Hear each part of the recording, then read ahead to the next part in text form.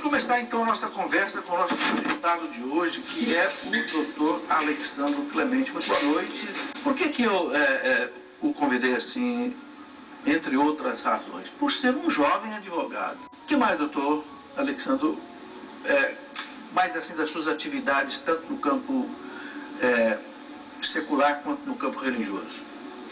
Então, eu, além de ter a minha atividade como advogado, profissionalmente, eu tenho uma atuação na minha paróquia também, né, onde a gente trabalha sempre a conscientização das pessoas no sentido de harmonizar fé e cidadania, né, para que elas saibam o quanto é importante a fé ser também trabalhada no âmbito da cidadania, para que as pessoas possam cada vez mais satisfazerem os seus interesses, buscarem uma sociedade mais justa, mais solidária, uma sociedade que tenha os princípios e os valores cristãos, assim como Jesus nos ensinou, assim como a igreja nos ensina, para que nós possamos ter sempre um país decente, um país onde todos sejam felizes.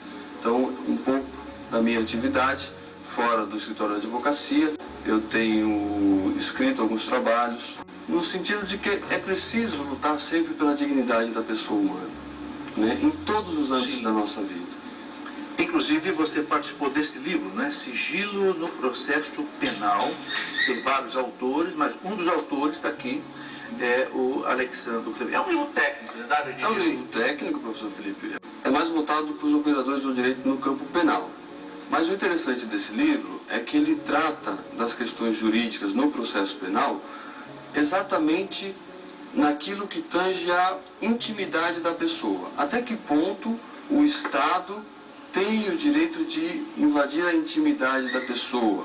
Até que ponto a imprensa, a mídia, enfim, os órgãos, as entidades de modo geral, podem invadir a intimidade do cidadão? E até que ponto este cidadão precisa, né, agir de modo que essa intimidade seja respeitada? Então a gente busca harmonizar aí o direito à intimidade com o direito legítimo, né, na apuração dos crimes, na investigação criminal, etc. Mas sempre preservando o quê? A democracia, né? O respeito às normas constitucionais, o respeito às regras jurídicas, para que nós possamos, de fato, ter uma sociedade justa. Uma sociedade onde aqueles que praticam crimes sejam punidos, mas que também tenham o seu direito de defesa preservado, garantido. Eu queria colocar algumas coisas, né?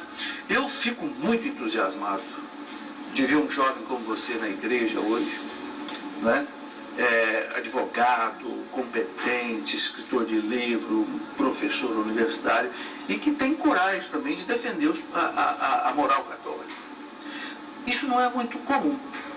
Não é toda hora que a gente encontra um jovem assim, e é por isso que eu te trouxe aqui. Como é que você chegou a isso? Você teve uma conversão dessas assim, estupendas? Como é que foi isso aí? Olha, professor, eu, graças a Deus, fui educado na fé católica, nasci numa família católica. De berço católico? De berço católico, né? Sempre convivi com a minha mãe rezando, meu pai rezando, sempre indo para a igreja. Então, isso foi a base do meu ensinamento, da minha ética, da minha moral. Você tem mais irmãos? Eu tenho mais 3 irmãos, somos 4. Também estão na mesma trilha religiosa? Todos eles também seguindo o caminho da igreja, enfim, buscando, né, se portar de acordo com os princípios cristãos. Quer dizer que isso já mostra, Alexsandro, desculpa eu te interromper, tá? Eu sou meio xerife. Claro, fica à vontade. É porque eu gosto de pegar os ganchos para já focar, dizer que isso mostra a importância da família na catequese, né? Exatamente.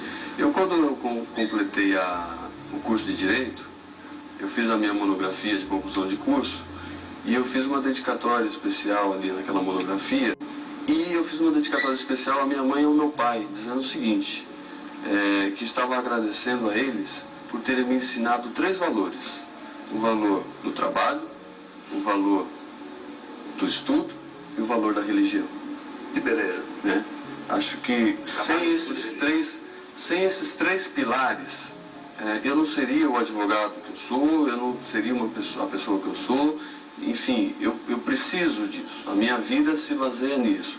Trabalho com honestidade, né? Estudo, porque é preciso estudar, sempre aperfeiçoando, sempre buscando novos conhecimentos, né? E, sobretudo, a religião. a fé. Deus na nossa vida. A minha mãe diz na sua sabedoria, né?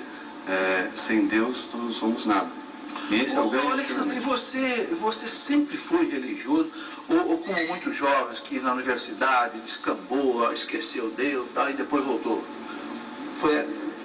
Nunca se separou de Deus? Não, sempre tive uma caminhada na igreja. É claro que naquela fase de adolescência, né, é muito comum um adolescente fazer a primeira comunhão e depois não querer mais ir para a igreja, mas estava lá minha mãe atrás dizendo, olha a igreja, olha a religião, olha Deus, né? Então, claro, teve um período em que a adolescência, algumas coisas pareciam ser mais interessantes, mas a estrutura de fé que eles me deram, né, não deixou que eu me distanciasse. E quando você esteve na universidade, no curso de Direito, você encontrou ali professores que tentaram pisar na fé da igreja?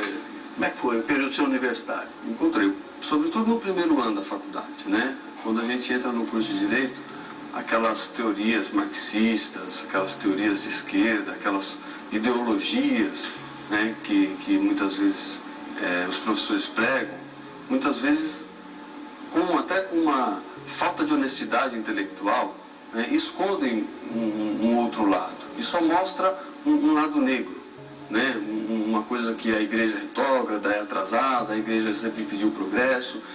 E se a pessoa não tiver uma boa fé, se a pessoa não tiver uma boa base religiosa, e no meu caso isso veio da minha família, ela pode trilhar o caminho do ateísmo.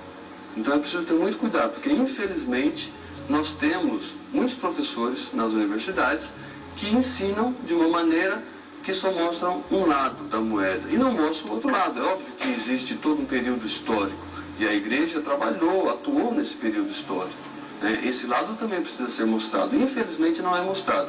Mas como eu tinha, como disse o professor, essa base católica, eu continuei firme e, claro, fui buscando outros autores, outros professores, e aí eu fui comparando uma coisa com a outra e eu pude fazer o discernimento da forma como deve ser feito.